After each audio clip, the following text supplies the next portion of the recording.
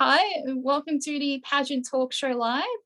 Why don't you introduce yourself and what you do in the pageant community? Thank you for having me, Nicole. My name is Kaye. I do a little bit of everything in the pageant community. So I am a pageant mum, which is how I first got into the community. And now I'm also a pageant coach, a contestant myself, and a director of both a pageant system and a runway system as well. So a little bit of everything across the board. Amazing. And why do you love competing in pageants? So when I first came into pageantry as a mum first, I saw what it did for my eldest and everything it did for her and her confidence. And then when I started coaching, I realized that I was telling my contestants, it was going to be scary up on stage, but, you've got to be brave and you could push through it. And I realized the easiest way to make them believe that was for me to do it myself. So I had incredible stage fright. I still get the shakes sometimes in my smile, but it's a lot better now. So being up on that stage has just given a different form of confidence that I didn't have. I was perfectly happy and confident sitting on the microphone, running the event. That was never an issue. It was more just the actual being out on the stage and having everybody stare at you. And I guess the judging concept, because even when I'm directing and running an event or coaching, people are obviously looking at me, and that never really bothered me. It's when you're out there and I guess you know that people are judging you, it was a little bit different. So not only did it help me in my confidence, it helped me in a coaching capacity and a directing capacity too, because I can now bring on my own experience when I'm coaching a client. I've been through a lot of the things that I'm trying to coach them through. So something like forgetting routines, which happens all the time to everybody, regardless of if you are a 2-year-old or an adult, we all forget. And it's about learning to adapt. But it also means when I say to someone, when they do forget on stage, it's okay. It happens to all of us. They know that I'm telling the truth and I'm really honest. So in situations where I might forget part of a routine, thankfully being a coach and writing my own and writing a lot means it's a little bit easier for me to adapt on stage. But it means when I say to them that I have forgotten myself, they know. And I'm always really honest when I do forget and tell them so that they can, I guess, see me in a little bit more of a realistic way. And then it also helps as a director being a contestant because I can pick up things that I guess I don't like as a contestant. And if like when I'm competing, things that I'd like to see changed as a contestant, as a coach, and as a mum, and I can implement all of those things into the system that I run myself as well. So it just gives me the ability to be well-rounded, I guess, in all areas. No, I've definitely been a part of your systems, both the modeling and the pageant side. And all I can say was it's just such a supportive community. You don't have a lot of stress on you. Like there have been times where I think I've forgotten a routine on stage and I've just made up anything, and literally the feedback from the judges, none of them knew I had forgotten or anything. Like none of them could tell. They gave me the good feedback that I needed to work on other areas like my walking or my nerves or whatever. They gave me that feedback, not you forgot the routine, and we could tell. That's Yeah. why I like. It's always the biggest thing we try and tell people, that the judge isn't aware of your routine. And even if a judge has judged you before and seen that specific routine, judges judge so often and so many contestants that they don't remember your routine exactly. And not only that, but a lot of us adapt and change our routines as we go along. I do more so probably than anyone because I write them. I think anyone that writes them themselves probably adapts them a lot more frequently. And that means that the first time my routine hits stage to the last time before I stop using it, it doesn't really look anything alike. The music is probably the only thing that actually stays the same. And judges just really don't notice. And it's just, as you said, about learning to not show it on your face when you forget and just kind of winging it and pushing through that point. You just walk around, keep walking around and just smile. It's never going to be an issue. Because from a judge perspective, I think, oh, that's just part of routine. But then in your head, you're like, oh my gosh, I just forgot. We had a girl last year at Glitter and Glam Nationals, and there was an issue with her music. Somehow the song that she wanted and the song that I'd put in there for her wasn't the right song. And I ran over to the laptop and I was like, really sorry, I'll try find your music. And it turns out I didn't have it cut. And we were like, what song was it? We'll just play it from you. She was like, no, it's fine. I'll just roll with what it is. And it was all that happened in like a minute. And she just went on and did a routine completely improv to a completely different song than what she was expecting to be played. And that was a massive thing to the judges, because they were like, you were able to just push past that. And in that situation, they saw that she had to push through something which she didn't know. Or when you see contestants where music stops and a contestant just continues on with their routine, that's always a bonus for judges, because it shows you know everything and you can push through the unexpected. Yeah, definitely been there. Like, I've had times at like dance solos where my music just stopped and I'm like, keep going, and then it shows persistence, and like that, you know it off by heart. It's not like you're waiting for the music, your body knows what you need to do, basically.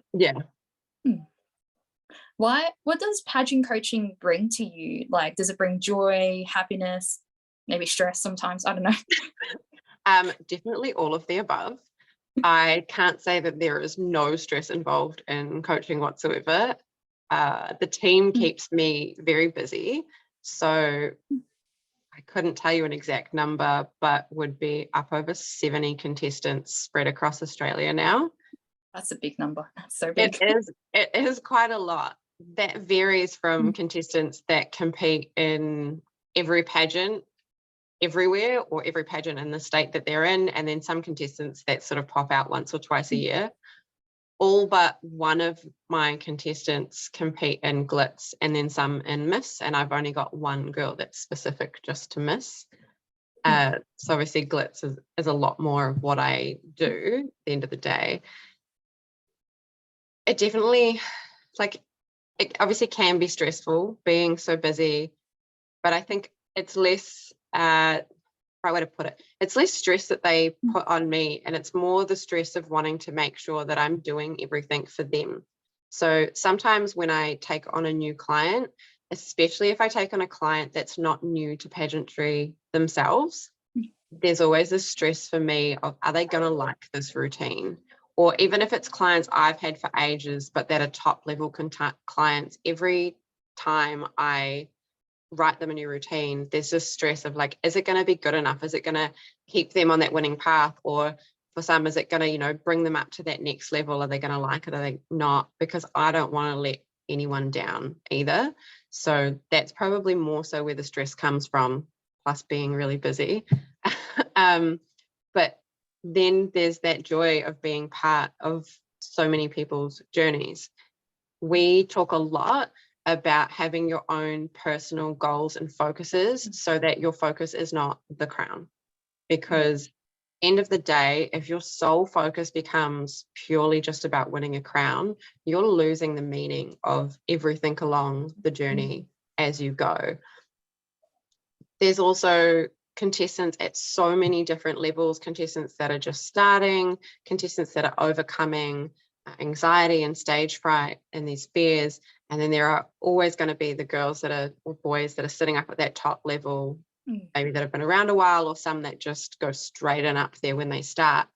And so you have to have different goals based on where you're at too, and watching them hit some of those goals. So one, for example, there was a little girl who won her first junior ultimate earlier in the month, last month now technically, because we're in April. And she came up to me at the end of the pageant and she just said to me, Miss Kaye, I did it. She's like, I remembered everything on stage and I smiled big and I did it. And even though that was obviously teamed with a big win, it was that she knew that she'd done it, because she just started on personalized routines maybe a month or so beforehand, as opposed to, you know, just kind of winging it along as they do when they're a bit littler, and learning more and more techniques. And just that recognition, even as a 4-year-old, that she got that she'd actually achieved something that she'd set out to achieve was such a massive thing. The little kids are always going to be the cutest, though. Oh. I do quite love my cuddles and my hi Miss Kaye. So I had like seeing the joy on kids' faces when they're like, it was at the Sugar and Spice Nationals, and all the little kids were coming off and giving their mums, dads a big hug, and I'm just like, my heart was filled with joy every time, because it's like they achieved a goal. They were working towards something, and they weren't here to win. I think no, they were all pretty fine during crowning. It was a really tiring weekend as well, because you were there. Actually, you were there. Yeah, I was there. Yeah, it obviously can get hard for little ones once you get to crowning, because it's often a very, very long day. So we do sort of have to make allowances of, these are little children that have been, up and doing stuff since very early out, especially for the girls. Some of us are getting up at 5 a.m. to start getting ready. A little bit easier if you're a boy, you can get up a bit later. Yeah. But it is a really long day. But no, there's that difference in what they want. But it's not only that, it's watching how excited they get for their friends at the same time as well. So there's always going to be different goals, and it's about achieving your own personal ones, and then knowing how to be happy for your friends when they achieve their goals at the same time, so that it's not just about the crown, it's about enjoying that whole journey. And for me, like, coaching and pageantry in general has given so much back to me, and given me this whole new family here, because all my family's back in New Zealand still. So it's just given me new friends, new family, and a place to be, I guess. No, exactly. And do you want to talk about the two like pageants, modeling competitions you direct, and explain like what the difference is between both of them? Yeah, so the first one is our Glitz pageant system, which is Glitter and Glam pageants. Glitter and Glam pageants was the first event that we ran. So we ran our first one back in August 2019. When we started that, I had done one prior, assisting my eldest when she was in a Miss pageant, and I really liked doing that. So I thought, why not? Let's give it a shot. I did a whole lot of research in my lead up on top of my own experience as a pageant mum, and talked to other directors, got ideas, and then slowly over the last few years have adjusted and built all of that around what I'd like to see. So anyone that's been competing for a little bit knows that each Glitz system is a little bit different. While there are, standards within techniques and expectations, there are always going to be slight variances as well. So like one of the first things that we did when my sister originally helped me create our scoring system was formal wear. And we spend so much money on these cupcakes, because they can be rather expensive. And I was like, it should mean something. We put so much emphasis, and so much emphasis was being put to us on, how important having a good formal dress was, or a good suit. And we were like, well, then it really should mean like a lot more. The technique on stage and stuff like that. Yeah. So when we did that, like in formal wear, you get a score purely for your attire, whereas in every other section, it's combined as an overall presentation score. So it takes your grooming into account instead of being separated, because for formal, it really is it's always your first impression that the judges get of you. And it's such an important one. And then, I found, technique was really important to us as well. And that probably came from the coaching side of things. So for our system for scoring, we work on a split scoring. So 5 sections out of 10, as opposed to one overall score. And so we judge on both pageant technique and modeling ability as 2 separate scoring things, as opposed to just one. End of the day, I guess we really wanted to create a community. We really want it to be a friendly place, and we do our best to be inclusive of all. So, if there are contestants where we've got learning disabilities or physical disabilities, we always say, the contestant or the parent, let us know so we can pass that information on to judges and judge contestants accordingly. So they're never separated out or left out or feel that they're disadvantaged in any way. And I guess we've just been slowly building on that over the last few years, coming up to nationals in July soon. And then our other one is Radiance Runway, which we started in 2021. Good old timing of COVID. It was a difficult first year. It was we got locked down the first weekend when we were supposed to have it, so we had to push it back a couple of months. That's kind of built itself up quite quickly on its own. And our aim with Radiance is it is a runway modelling competition as opposed to a glitz pageant. But our aim is to bridge the gap between pageantry and modelling.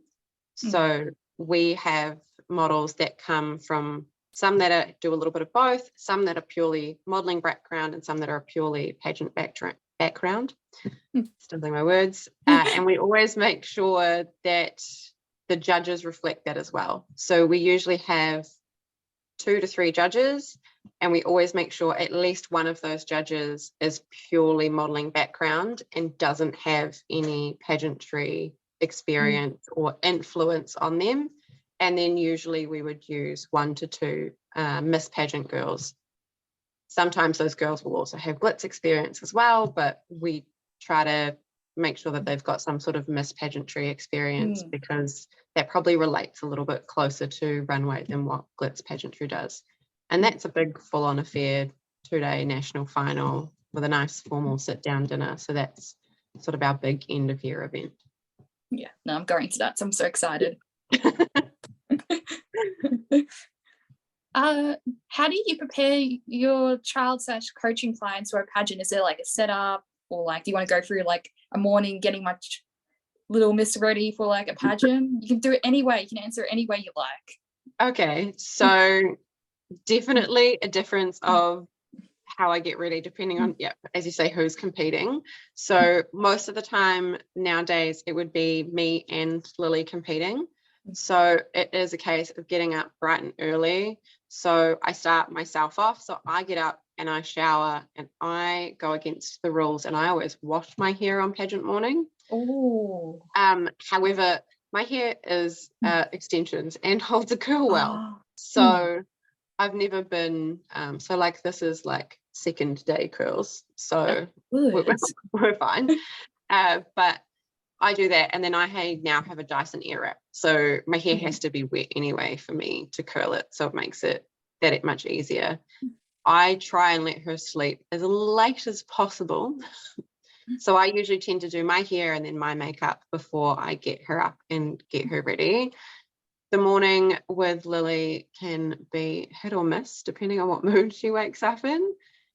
But at the moment, it's pretty smooth sailing because she's cut her hair to like up here somewhere. So we actually can't currently curl it. So when we would have seen you at Sugar and Spice National, she had it curled then, but she cut it shorter again afterwards. So then when we went to Pageant World, I tried to curl it and I was like, this doesn't work. So I like confirmed with one. I was like, I've never had a girl with hair that short. I was like, what do I do? So it was even a question I wasn't quite sure on. I ended up asking one of the other directors that's been around longer, and I just said to her, like, and her daughter also has short hair, and I was like, what do I do? She was like, definitely leave it straight. But Lily has a nice fringe, so we properly straighten the fringe out, and it's quite cute anyway. So I mean, fingers crossed she'll grow it. I much prefer the curls, but it's her hair, so once we let her... I don't mind it. I like the short look on her. I reckon it suits her a lot. I really like the short hair. I just like it when it's like at the shoulder, so I can still put a curl through it. Not like, but to be fair, she wanted it shorter the last time we went, and we were like showing her photos that our hairstylist and I, Scott, were showing her photos. Like the next length is a pixie cut, Lily. Like probably not quite what you want.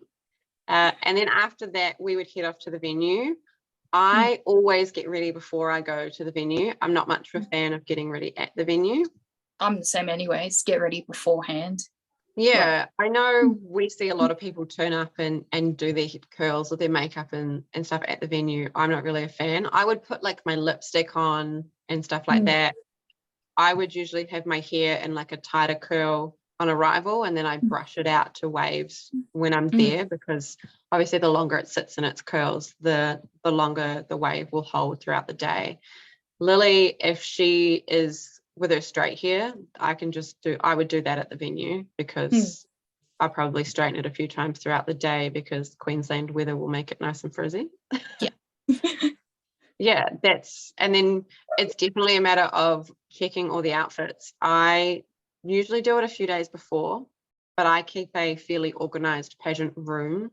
So like all our stuff is stored in one room and one wardrobe separately. So it makes it a bit easier for us to get ready.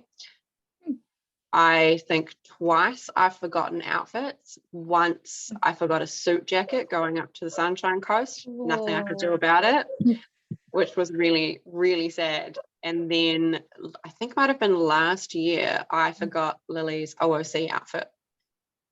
And I was like, no. And we were about 35-40 minutes from home. But thankfully, a friend, Uncle Cameron, as most would know him as, he lives 5 minutes down the road. He hadn't left yet.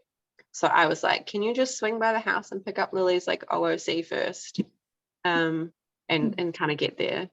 If it's a day where I'm there just coaching and having to get people ready, it's obviously a lot easier. I will roll in with my hair probably in ponytail plaits, pigtail plaits or something, because I haven't bothered to do it.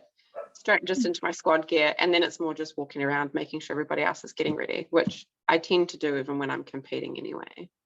But I like to do a lot of, like, when we walking around and we're getting ready for formal, I tend to go around, whether I'm there coaching or competing or directing, I will go around to all of my clients and sort of, give them a once over, check, always checking for things like your accessories are correct.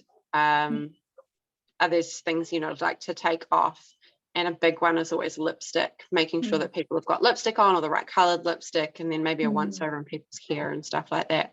So most of them are pretty used to me now, just like walking over and like adjusting their outfits or their hair and stuff. A couple that aren't fans of it, but I do it anyway. No, I've definitely been there when I forgot pageant outfits and like pageant stuff. My first glitter and glam pageant I had forgot nearly 5 things. Mum was going backwards and forwards. We lived about 30 minutes from the venue. And I just was like, Mum, I forgot my activewear shoes. Mum, I forgot my foundation. Mum, I forgot this. And she had to keep going back and getting stuff. And then it got to a point where I had to borrow my friend's white socks and another girl's like white runners that were like 3 sizes too big for me. And I had to walk around activewear, and I'm like feeling like a clown because my feet are so tiny. But it's just so funny looking back on it now and being like, yeah, like, just we have a really supportive community, but like luckily we had that supportive community, or else I was going out barefoot. That was my decision. Just go out barefoot for activewear. It's such a big thing that I think movies give us a different stereotype than what we are. And I am sure, like in any community, that there are people that aren't quite what we are or want, but for the most part, anyone would let you borrow anything. If you've forgotten something, if you need something, you can walk into the changing room and just be like, does anyone have lash glue? Does someone have a foundation or a concealer that would match mascara? I've seen girls that have broken high heels at a pageant, and people running around to go, maybe I've got a spare pair in the car, or the really fast, like whipping your own shoes off, and then the girl after you is having to go on in those shoes because she's forgotten or they've broken, or the age old, I didn't check my child's shoes before we arrived and she's gone up a size. No, I always like, I have like plenty of earrings, so I'm like, if anyone wants borrow earrings that are barely been worn, because I don't wear earrings on the daily basis, like, you can borrow them if you want, because probably half of these have never been worn before, so like they're practically brand new. So I've got like a big case that's full of accessories that kind of usually just sits, and there are a couple that sort of come and go, like, do you have this or do you have that, I didn't think about this, or I feel like my outfit needs, and sometimes I will walk past someone and be like, no, these, like, I have earrings that will work better than that. But the biggest thing is obviously, when you're packing, checking over everything, having a packing checklist. We have like a glitz guide that has a packing checklist in it as well. So quite a few of the squad have purchased a glitz guide, which is like just a downloadable workbook. And that gives them like their packing checklist. But not only that, that covers, like before we were talking about writing down all your personal goals. There's like fun things, like gives you a checklist so you can check off all the titles you've won, which is something where some girls, you know, where they hit the top and they're like, I don't really know what to write as a goal. We made it into a fun game to see if you could check off winning all of the different Supremes instead of just winning the same one, which is kind of something fun, I guess, for those ones that are at that point to do, because you will see girls that constantly win the same Supreme sectional title like over and over. So then it pushes them to push themselves out of their comfort zone to get a different sectional title and work on that one specifically, and helps you work out where you need to work on as well. Yeah, it also reminded that you're not just got like some pageant curse, you're only going to win one title, because I thought that for like a good 6 months. I'm like, I'm only running active where Supreme, and I'm just going to be stuck with that for the rest of my life. Yeah, and then I broke it a few months ago. I broke it, so I was like, yes. Yeah, we had one of our girls that was initially labeled Theme Queen because she was just winning themed or OOC titles. Then she went through a stage of Grands and Ultimates, and then the last couple of years she's gone through a stage of Formal Supreme. But there's about 4 or 5 of us that have become a running joke of we've all been winning. We've all had quite a few Formal Supremes in the last 18 months. So we've just been joking each time, you know, who's passing on the crown to the new Formal Supreme Queen. But it's a good way to be able to bring some fun into it, so that you're also not, when you hit that point, you know, if you are a regular Suprema but you're not quite hitting Grands and Ultimates, it gives you something else to focus on. So there's no, you never want to get to a point that you're really frustrated because you can't. And we also found, looking at that, and you know, if you're someone, say, that always wins formal, or always wins casual, always wins OOC or flat fashion, one of those compulsories, it tells you what you need to work on, or can tell you what you need to work on to get you to the point of winning Grands and Ultimates. And that actually did work for some girls. So yeah. Do you have any tips for mothers with children competing in pageants, or fathers even, because we've got fathers now? So for the mums or dads themselves competing? If they have a child. Okay. Having it, so like if you're competing in the same pageant as your child? Yeah, overall, like if they're just a pageant mum. Oh, it's just a pageant mum. Okay. Yeah. Because there are a few different types of us now. Yeah. So if you're a pageant mum or a dad competing in the same pageant as your child, tips there: always look over the contestant order when it comes out, and don't be afraid to ask a director to move you if need be. I have accidentally done it myself, and it's usually something I look at where I have put the parent at the last in their age group, and then only had like 1 or 2 contestants. And sometimes once I did it and I had none, they were actually the first one up, and I was like, well, that's obviously not going to work like at all. So, you know, if you ever see it and there's not a gap, don't be afraid to ask. The biggest thing if you are competing with your child is always have someone to help you. It's a lot harder. And don't be afraid to ask someone that's there on the day for a little bit of help, because it can be quite difficult, especially where it's quite a fast day. So if there's smaller numbers and you've got to be like rolling through it really fast.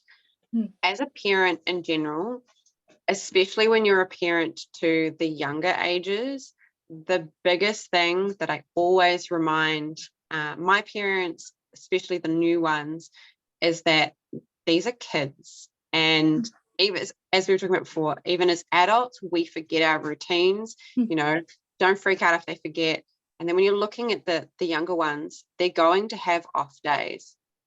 And I can still remember we were at an FYD Nationals, I want to say 2018. So Lily would have been just 3. I actually think it might have been on her 3rd birthday. And we were there, and we went up on the stage, and I did a practice with her, and I was still on stage with her. So we did a practice, and she did a little practice run through, and she was great. And I was like, yeah, she's going to have such a good day. And we'd gone in that morning, and Lily's poster was up on the wall because she'd won the cover girl. We were like, it's going to be such a good day. Everything went well. And then we got out on the stage for her actual formal wear, and she turned around and like leaned into me and went, "I'm shy." And I was like, "No, you're not. What do you mean? Like, what are you talking about?" And it was so much worse because she just had this great practice beforehand. And all I could do was sit there and, I gave her a hug and I kept trying to turn her around. And I think eventually managed to get her to turn around. And I think we maybe got to the first cross and maybe a side before like time was up. And there was sort of nothing that could be done. And then I think the next one, I believe she kicked me off stage and was like, "Nah, see you later." And so I just remember being there and we're trying to get her to walk to the end. Like I've walked to the end to get her to walk forward. And Kylie's just like pointing at her, like, "Walk forward." Kylie's like, go. And everyone like in that situation trying to help as well. There were parents in the audience kind of pointing and the judges like waving. And the whole thing, like the whole time I was having to remind myself, like, she's only 2 or 3. She's a kid. She's obviously, having an off day. But, in my mind, I'm also going, we just flew to Melbourne for this. I paid for entry, the time money put into outfits. It can be hard to take. And the hardest thing when they're little and you're on stage with them is you cannot let it show on your face. Because if you're on stage and you show your frustration, and I have seen it happen from time to time, mostly on the face, occasionally, you see sort of someone, like a kid's running around or they're not walking where they're supposed to be, and maybe someone's, grabbing them to try and drag them along sort of thing because they're not cooperating. You just kind of have to roll with it and let it go and know that it's okay. And we all understand how frustrating it is because of everything that's been put into it, but you can't let that be the be all and end all, because there's no difference from that than being a junior, a teen, an adult and going, "I did my best today, but I didn't win.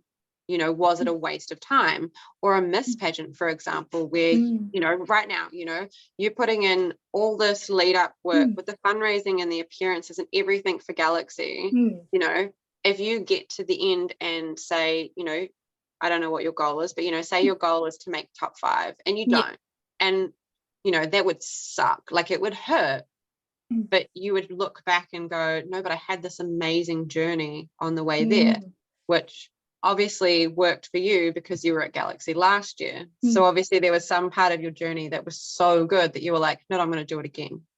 And I know like Galaxy was so good. Like that's why I've got girls, like one returning this year and a couple doing it for the first time, where I've encouraged them to do it, because I was obviously there with you guys sort of behind the scenes with Cleo and Penny last year. And I was like, I love this. Like it was such a good experience for them and for me to be watching, that I was like, no, we're going to have more girls. We'll keep doing this thing. So no, it's definitely like that. Like at Galaxy, like, you have goals, and like a few of my goals this year, like for one is to try and make top 5, but then I'm reminding myself a lot, like every day, it's like, enjoy the journey and have fun with it, because if you forget that journey and you forget to have fun and enjoy yourself, like it's just going to ruin the whole experience. And from coming from last year, it's like, I enjoyed it so much. You were helping me before my interview. Cleo was always there for me. She's like, "I'm going to fix your makeup. Okay, it's fine. Like, don't stress. It's going to be okay." Like all the girls are so supportive, and that's why I returned, because the community was just something I could never have imagined. Like, yeah, we have a good community here, like just in pageants in general, but that week was just like, I was in another world. Like I was in Mars humping. It was such a good experience. And, I'd never, until we went last year, I'd never seen it firsthand. And you hear about everybody's experiences, and obviously everybody, I'm sure that, not every system fits every person. So not everybody's experience you hear about will be a great one, and I guess a couple of things that we'd been told in the past meant that I didn't think it quite fit a couple of girls. And then I went and I was like, no, everything I'd been told was so wrong. Or, maybe it's changed since I was told those things, because this really will fit you. And I know a couple of the girls that I've got going this year for the first time, one of them's like, she's like, the best thing I've realized out of this is everything I'm getting to do for my community. And even if I don't win, I'm going to get to continue helping my community because I'm making these connections in all these places where I'm going to get to continue to do good. She's like, and I feel really good about that part of it. You know, sure, winning would be nice, you know, but we have to go into it being like, it's the icing on the cake. Yeah. It's not the whole, your journey is your cake. The crown is just your icing. And cake still tastes good without icing. Well, even last year, like, I was not upset one single bit that I didn't come home with an extra sash, because everyone that had won, or say that Emily had won, I was so proud for her winning. I was like, that's my joy fulfilled, basically. Emily's so nice. Oh, like, it didn't look on the video, but I was like, inside my head, I was like, yeah, go girl. But on the video, I'm like, yeah, you got to try.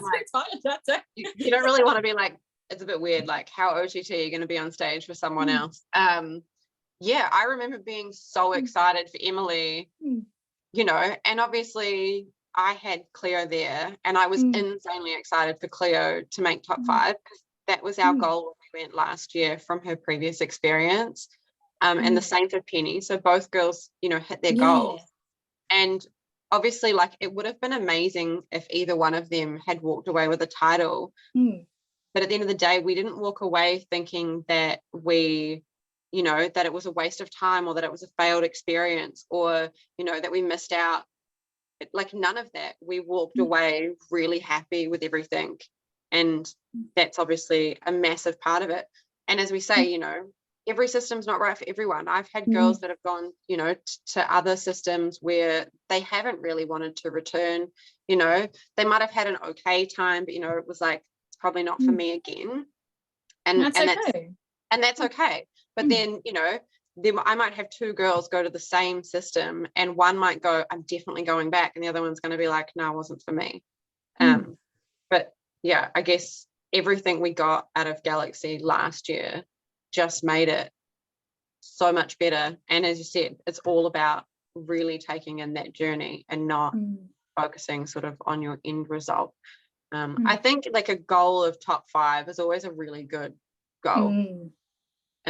Some girls, and I know that we've got a couple that are going back to Radiance this year, you know, and their goal isn't to win the ambassador. Their goal was, you know, to win one of the sections, or place in the top 3 of their division. And I've had in Glitz girls whose goals are not even got one mum, and her goal isn't even to win formal wear section, is to get a place. So first, second, or third in formal wear. She's like, if I achieve that this year, I'll be happy. And I was like, you know, there's always going to be such different goals for other people that really make the journey worth it. And that's the biggest thing to remind all parents, is that you have to remind your kid of that as well, because yes, it's a competition, and you have to remind them as well that it's a competition, because sometimes we see some come in, and if you're against someone who wins, you know, say there are 3 main sections and 4 optionals, and you got one girl and she takes out all 7 first places, it can be really hard when you are the other contestants in that age group, and you sit there and you watch one girl take all the tiaras. So you have to have this fine line of reminding them or yourself that it's a competition, but at the same time knowing that that's not the be all and end all. So if you know, in your lead up work as a parent, if you remind them it's a competition, but also put the focus on their own journey and their own personal goals. You know, if you achieve a personal goal, it's time to set a new one. You will see, not only will they get more from their experience and be a lot happier, but they will improve a lot more if they're ticking off small little personal goals. So a lot of us work on one big goal for the year. So last year, my big goal was to win an ultimate. And then my smaller goal was to win OOC as a section. I actually achieved the big goal first. It took me until the very last pageant of the year, I think it was, to win an OOC section. And it took me until about June to win the ultimate. So, you know, this year I've gone and I've reevaluated, and I sort of need to set new goals. So, then I have like some long-standing goals. So Jamie and I have a goal of hand holding that we've been attempting since 2019 and still failing it. We like to come second and third a lot. It seems to be our thing.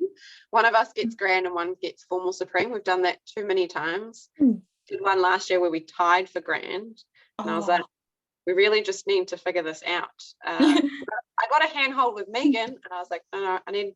Jamie was the first adult contestant that I ever coached, so we set that goal pretty much like day dot. And one day we'll get it. It'll never go away. But you know, at the same time, that's just become a fun goal. It's not something that irritates us. It's I not have something the same that with my best friend. We're like, if it happens, if we get top 2 and we're holding hands, like that's like our whole pageant achieved at Galaxy. Like, if it happens, it happens. It doesn't happen, we'll try another pageant. Like, like, it's just all the goals. There is, and it keeps you, you know, it keeps you going. It keeps it fun. Like one thing this year, now that Lily's getting a little bit older, depending on, you know, the age brackets for the grands, you know, there's possible now that Lily and I can be in the same bracket. You know, and I was like, how cool would it be to handhold with my child? No doubt, knowing my luck, she would most definitely beat me. If that happened. You never know. I have been beaten by my child on many occasions. It's another thing that you have to learn to take as a parent when you're competing against your child. But that's sort of, I guess all these cool, like, fun little things along the way really makes that focus on the journey, and it just makes pageant day more fun. It does, definitely. Pageant day is so much more fun with friends. Oh yes. Do you have a favorite section in the pageant? I've had a few different responses, right? It's between evening and fashion wear. So I don't know if you're going to go off a different like road and go like outfit of choice or something. So, like, I've only ever gotten to do it once on stage, which makes me sad. But I feel like I'd probably go with active wear because I don't have to wear high heels. That's what I said. I'm an active wear girl because I don't have to wear high heels. When I'm right at home, I obviously don't wear heels. Like, I'm rocking around in my lesson space in my socks.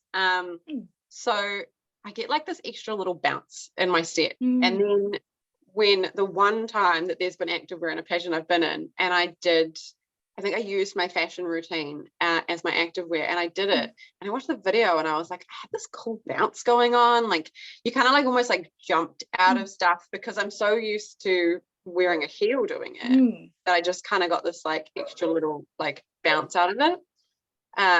Outside of that, like, probably fashion, just because I find the routines fun. I used to find OOC was and probably still is my hardest. I think the biggest thing with OOC, or like a theme section, is working out a style within it that works for you. So I had a couple of OOCs at first. Sometimes they scored okay, sometimes they didn't score great, and I never really could pick up from my feedback why. And then one of my girls had a poison ivy routine, and she decided it's, I guess, on the sexier side. And she decided that it wasn't for her anymore. And she had a whole lot of new ones. So I took it on and I was like, no, like, I'll use it. I'm going to do it. And over the last year, I took part of her outfit, put parts of my own on it, and then kind of adjusted it throughout the whole year. So what I started the year with and what I ended the year with are two very different things. But I just worked out that kind of work, that styling sort of worked for me. And then I wrote a country and Western one that I needed. And I went along that same kind of line, I guess, where you're bordering on that sort of sexier style, because I guess that just seems to be what works for me. Being able to be sort of like flirtatious and stuff, that worked for me. So it sort of took me finding that style to really connect, but I still probably find it one of the harder ones because you've got to give so much more in OOC. Like, there really has to be all of that personality. Formal wear, I've never really never loved it, never not loved it. I think the hardest thing is formal wear is always first, so it's always the one you're going to be the most nervous in. I went through, my formal wear was my best routine when I first started, and then I went through a stage that it was not doing very well, and now it's back to doing well. So I don't mind it. I mean, I like the pretty dresses. See, formal wear is probably my weakest, like just because my nerves show automatically. It's the first one, and it's like I look the most nervous, like a pale ghost, and I'm like, I don't see it. I thought I was doing well, but okay, I'll keep working on my nerves. And then outfit of choice, if I get the right routine, I can nail it on stage with my acting skills. If I can't get the right routine, if it's not the one for me, then it shows like I just don't naturally flow. Yeah. Fashion's fine. I just got to stop picking outfits that I keep stepping on, because the amount of times it's happened on stage and I'm just like, okay, keep going, Nicole, keep going. And then activewear always the best one for me. Yeah, it's fun. Activewear is just like a fun one, I guess. We did one, we had Dazzling had resort wear at the end of last year, and I loved that.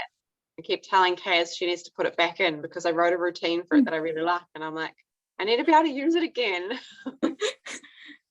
She'll put it back in. Just keep reminding her. Yeah, I'm just like, when are we going to have this section? I would really like to use this routine again because I can't use it for anything else right now. So what is one thing you could recommend to any new person competing in pageants? Like just one thing, one word, whatever it might be. Oh, that's a hard one. I guess, like going on, I suppose, the same theme of what we've been talking about, my one thing would probably be to just, if I was going to remind someone new or tell someone new something, it would be to make your pageantry journey about you.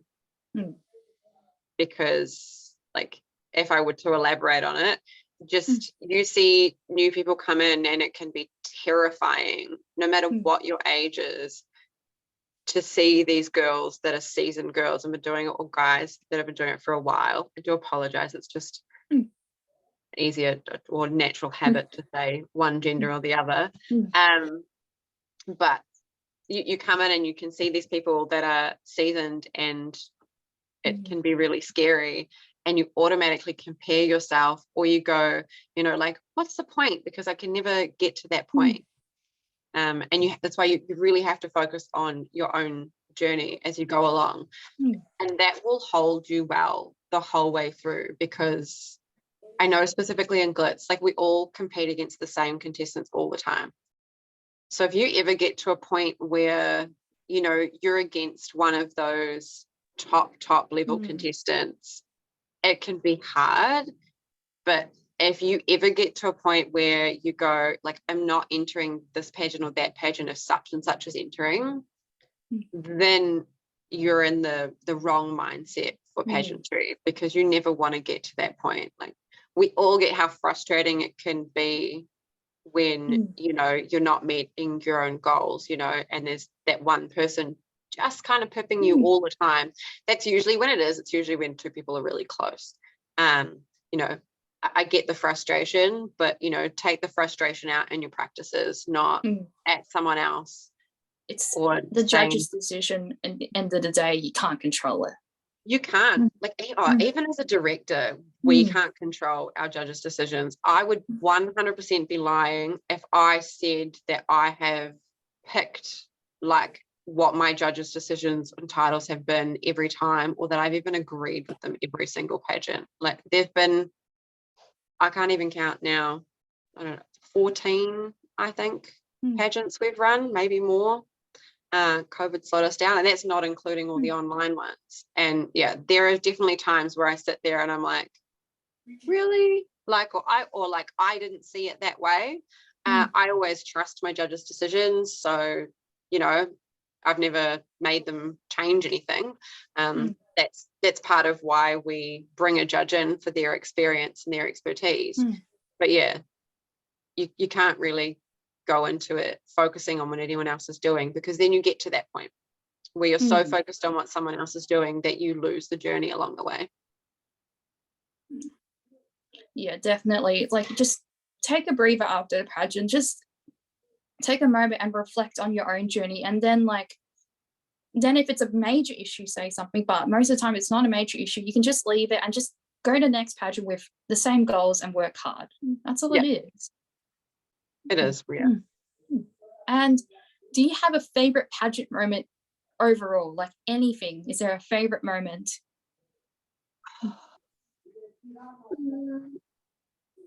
My personal favorite moment would have to have been hand holding with Megan last year. That was one of my favorites as well. Yeah, so that was my first ultimate on stage, and I think Megan's first hand holding moment on stage as well. So that was a massive moment to be up there with someone I coach, someone that I'm really close friends with, and to have two mums up there, you know, for that moment as well. If I was looking at a moment for Lily, that would it would be a hard one between the first time she did all her routines herself without any prompting, or it would have been winning the junior ultimate at Sugar and Spice at the start of last year. That really came, but for both her and I, was a bit sort of out of left field. It was a bit unexpected. She wasn't quite so sure of herself, I guess, at the end of that day. And, you know, there was a lot of really good contestants and a lot of contestants, as there always seems to be at Sugar and Spice. There is. It makes competition, makes you work a lot harder. It does make you work a lot harder, yeah. And so, yeah, that was sort of a massive, it was, especially because it was the first pageant of the year too for us. So like it was a massive like start to the year. And then if I am thinking of my personal favorite coaching moment, I don't even know really if I could pick one, but I mean, the first time anyone wins an ultimate is a massive moment. When Zalia won her first ultimate, I had to pass the microphone over to Nicole because I couldn't say it. I was crying too much. But I think if I was going to pick one, it would probably have to be Jamie's first ultimate, because I was on stage with her and she'd just been through like a stage of like grand. And, you know, when we announce it, we're like by 0.2, by 0.5, by 1 point. And that, like, I'm right there. That was, I guess, a pretty pivotal moment then. But as a coach, there's always such a moment the first time a contestant gets to win an ultimate. But not only that, the first time they win a Supreme, the first time they win a mini grand, all those moments really add up. And then like Tiana Bell getting so excited at the Christmas doubleheader because she won her first Queen. Her mum was telling me, I was like, I get excited when I got Princess. Like, I was happy with that. It just seems so funny. And like to someone that had no idea what that situation was about, like I was just trying not to laugh because obviously I was announcing results, because on one hand she'd pulled for a Supreme title and on the other hand she had Queen, and it just looked so weird. So she walked away with like mini grand and Queen, and I swear she was happy about the Queen because for her it was a goal, because she'd had Supremes and she'd had Princesses, but she'd never had a Queen title. So she was like, you know, that she hit that goal, and it was just such a funny moment to see how much that meant to her, because it was her, you know, ticking off a goal that probably didn't make sense to everybody else. And it didn't, like, there's just so many like other like little moments that are too many to even list off. All the behind the scenes moments, all the extra little cuddles, the, you know, the amount of times the little ones will come up and they'll be like, you know, did I do good today, or all this sort of stuff. Like, just I don't know, it's a pretty incredible community that's given me so much, that just like to hope that I'm giving something back and want to continue to try and give back to it as well. No, they're pretty special moments. One of mine was like my first Supreme at one of your glitter and glam pageants, and my face was just like, really? Like, I actually pulled. Because I remember I got like queen for Seven Princes. I was like, okay, yeah, I got queen. I'm happy with that. And I'm like, oh, I'm probably going to get queen again. There's pretty good girls. And you said my name. I'm like, really? And I had to reassure Mum. I had to like explain to her. I'm like, yeah, no, Mum, I pulled, Mum. I pulled. Like, that's good news. You would have had multiple Glitter and Glam Supremes last year, wouldn't you? I had 2 in total. Yeah, 2. Yeah. So you had one at the double header earlier in the year and one at Bring a Friend. Yeah. Which I'm pretty sure from memory was activewear. Yeah. Because I made a joke in the morning. I'm like, oh, I'll be pretty shook if I like pulled for activewear Supreme again, not thinking of it. And I actually pulled for it. I'm like, okay, no, this is a curse. I just jinxed myself for it. Like, oops, but oh well. Like, I'm happy with it. I'll take it. Bye. Yeah. No, there's all those special moments. I just like, you think about it later now, you're like, wow, what a great time. That's what I do later night. Just like, I remember that time. It was so good. It is. Like, it does. All the little things that come down to, especially, if you're someone that travels as well, because there's obviously a lot of extra time, or when we're at somewhere like Best Western where everybody's staying there's all those little extra moments that you get kind of behind the scenes and outside of it. Like, I want to say afterwards, Sugar and Spice Nationals, like we all took a trip to the zoo the next day. I saw that. I was like, oh, that's so cool. I was like working on seeing the photos. I'm like, that's so cool.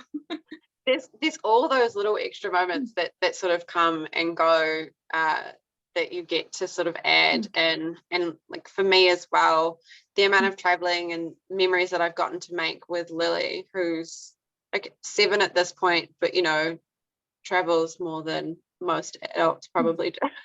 Yeah. We took a lot of trips last year though, admittedly. Yeah, that's okay. And last question, and I've only asked this one other time. It was a hard question I gave to my best friend Skylar. It was, if you could bring only one thing to a pageant, what would it be and why? She said evening gown, so that's a bit of a hint, maybe. If I could only bring one thing. Yeah, one thing. Maybe it's like a fun fashion outfit. Maybe it's your outfit of choice because it's your favorite. I don't know. Yeah, see, like that's a hard one because, like, if I don't say an outfit, am I going to be naked?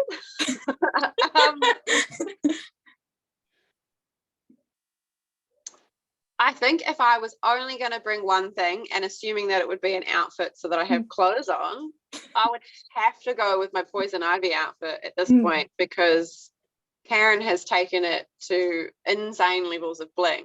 And I always feel really confident in that outfit. So otherwise I'd take a formal gown because it's probably just the easy one to sit around in. Yeah.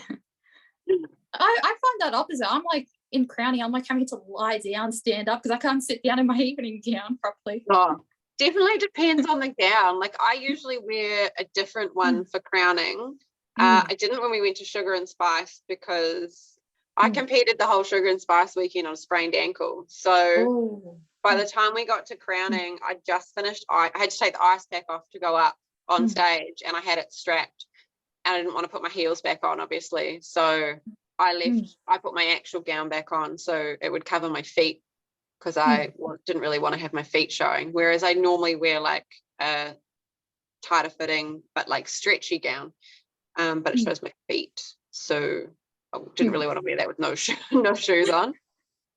Definitely be hard if it wasn't. I'm pretty happy. A lot of them now have gone with, us adults have gone with getting a sort of stretchy material fitted gown, something that's easy to put on and comfy to be in, but still looks nice for crowning. Well, the same. I mean, the little ones get to go into party dresses because nobody feels like putting a cupcake back on at the end of the day. No. Not at all. Do you want to have a shout out to anyone, your team, anyone in the whole of Australia, the world? Well, obviously, my first one, if I shout out or say thank yous, is always to my squad. Pretty much the ones that keep me here, keep me going, always understanding of everything, and are there for me in every part of my life in some way or another, be it personal or pageantry. then I probably have to pick out a couple of people that have done a lot for me personally in the last sort of couple of years. My biggest one is always to my partner for putting up with the millions of pageant weekends and the super busy house and for helping me through all the events. Then my main staff, so Cameron, Stacey, and Nicole, and Chloe, always there to help, like really, really do a lot for me and, you know, for the business and on pageant day for everybody else, especially Uncle Cameron, as the kids refer to him. There's some very upset little kids currently because he's not going to make the next pageant. And then outside of that, I would have to give, and I did do this on my page at the end of the year, but I told them personally, but I will say it again, but a massive thank you to Rhea and Nicole. Other Nicole, there's too many Nicoles. But they know who they are. They judged my last pageant, the last pageant I competed in at the end of last year, and I told them. They both over the last couple of years have pulled me aside or said something in passing without really realizing how much it meant to me and how much it did for my confidence personally on stage, but also keeping me going through some rough patches that there were over the last couple of years here. And I don't think I could ever thank them enough for like the words that they said without even realizing of what they were doing. And I think they're probably two people that are like that a lot for a lot of people within this community, especially Rhea, who is judge number one all the time, always, everywhere. She is definitely one of the best judges. And I just hope that they know sort of how important they are to me and to the whole community. That's amazing. I'm so happy. Well, thank you so much for joining me. I hope you had so much fun. Like I had so much fun just hearing your stories and tips, and definitely going to take it on board. Like if I become a mother, I doubt it, but if I become a mother ever, like I'm definitely taking all those tips on board. That's all right. Thank you for having me. I am sure my interview coach, Kirsty, will watch it back and tell me off for the amount of times I say or I don't think you actually said it a lot of times. Like I was like, you're going good. I most definitely, my plan is to compete in Galaxy next year. Fingers crossed. It goes to plan. See, I just said, she'll tell me off again. So I've got some interview training coming up with Kirsty because it is my biggest thing. Quite confident, quite happy in an interview. I just say and a lot. It's fine. It's fine. We work towards it.